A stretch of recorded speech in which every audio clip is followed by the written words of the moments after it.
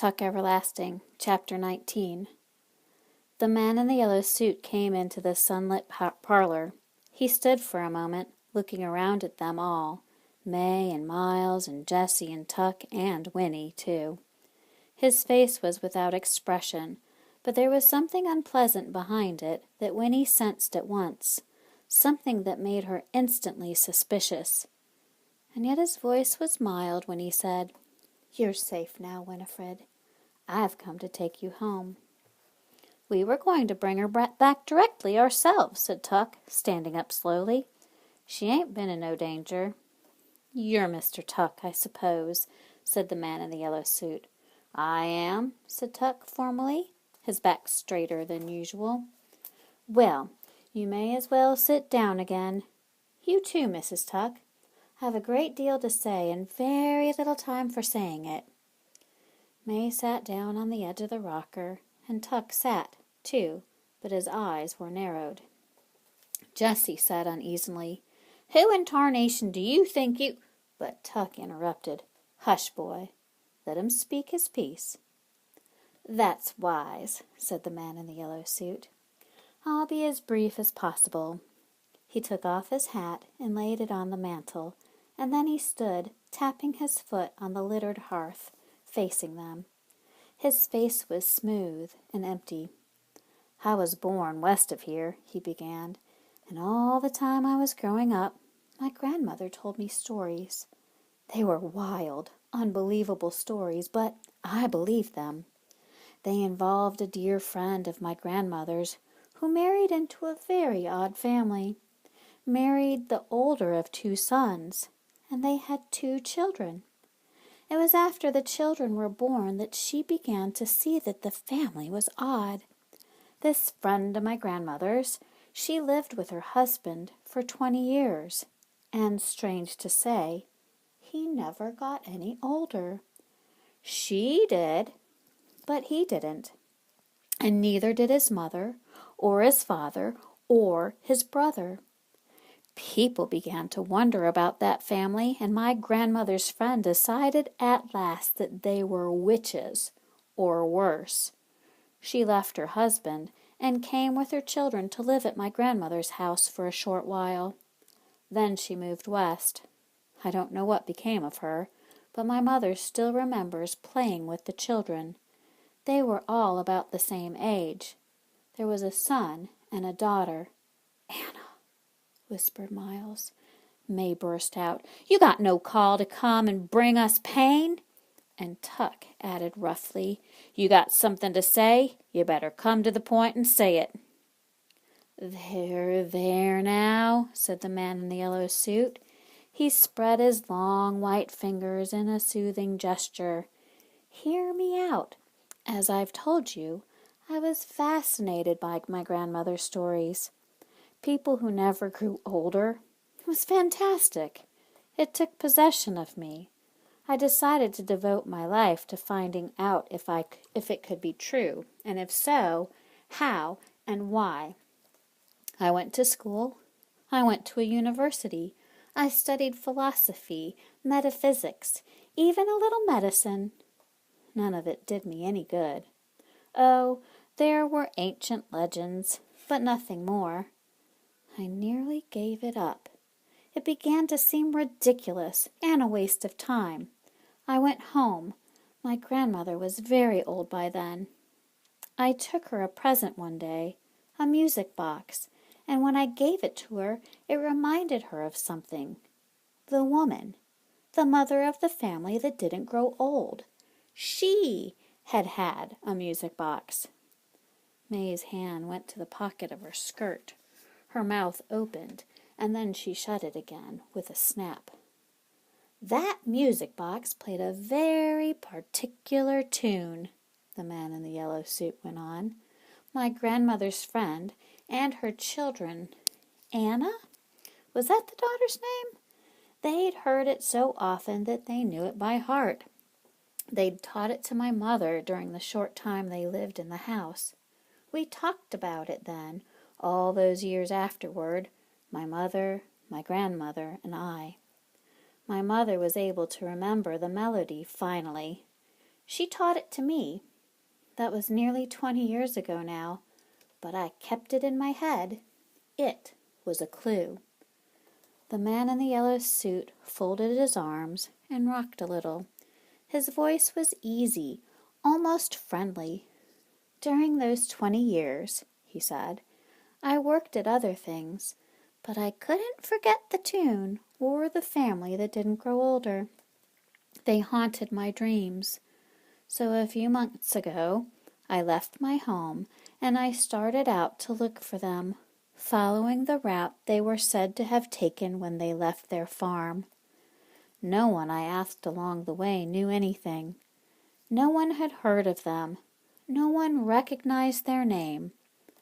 But 2 evenings ago, I heard that music box. I heard that very tune, and it was coming from the Foster's wood. And next morning early, I saw the family at last, taking Winifred away. I followed, and I heard their story, every word." May's face drained of color. Her mouth hung open, and Tuck said hoarsely, "What are you going to do?" The man in the yellow suit smiled. "The Fosters have given me the wood," he said, "in exchange for bringing Winifred home. I was the only one who knew where she was, you see. So it was a trade. Yes, I followed you, Mrs. Tuck, and then I took your horse and went directly back."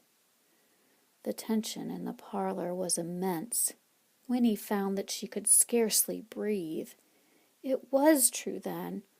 Or was the man who stood there crazy, too? "Horse thief!" cried Tuck. "Get to the point. What are you going to do?" "It's very simple," said the man in the yellow suit.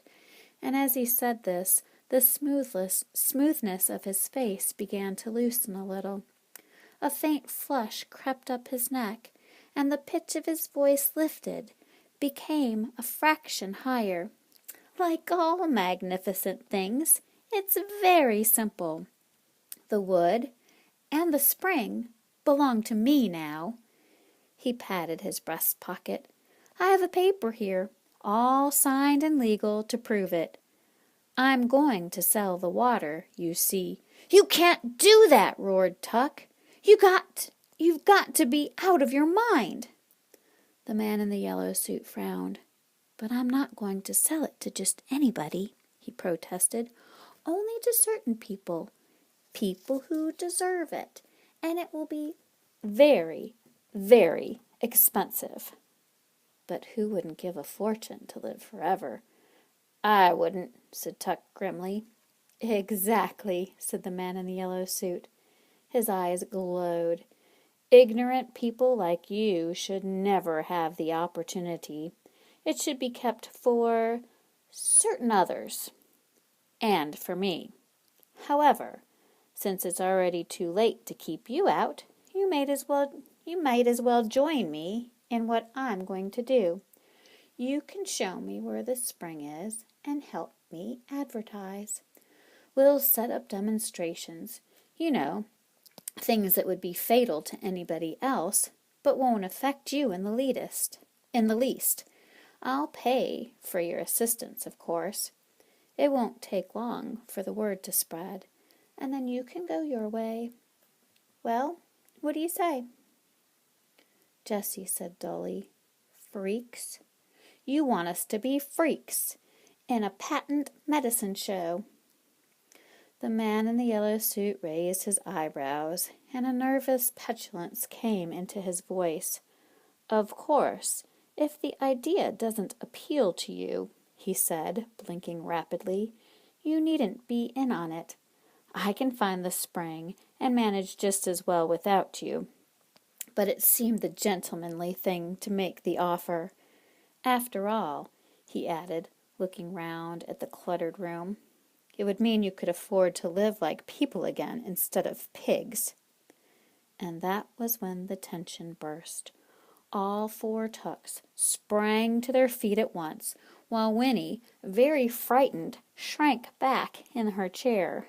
Tuck cried, "You're a madman, a loony! You can't let no one know about that water. Don't you see what would happen?" "I've given you your chance," shrilled the man in the yellow suit, "and you've refused it." He seized Winnie roughly by the arm and dragged her up out of her chair. "I'll take the child and be on my way, on about my business." Tuck began to rave now, his face stretched with horror. "Madman!" he shouted, and Miles and Jessie began to shout too. They crowded after the man in the yellow suit as the man in the yellow suit dragged Winnie through the kitchen to the door. "No!" she was screaming, for now at last she hated him. "I won't go with you! I won't!" But he opened the door and pushed her out in front of him. His eyes were like blind fire points. His face was twisted. Then the shouting behind them stopped abruptly, and in the midst of the sudden silence came May's voice, flat and cold. "You leave that child be," she said. Winnie stared. May was standing just outside the doorway. She held Tuck's long-forgotten shotgun by the barrel like a club. The man in the yellow suit smiled, a ghastly smile. "I can't think why you're so upset. Did you really believe you could keep that water for yourselves? Your selfishness is really quite extraordinary.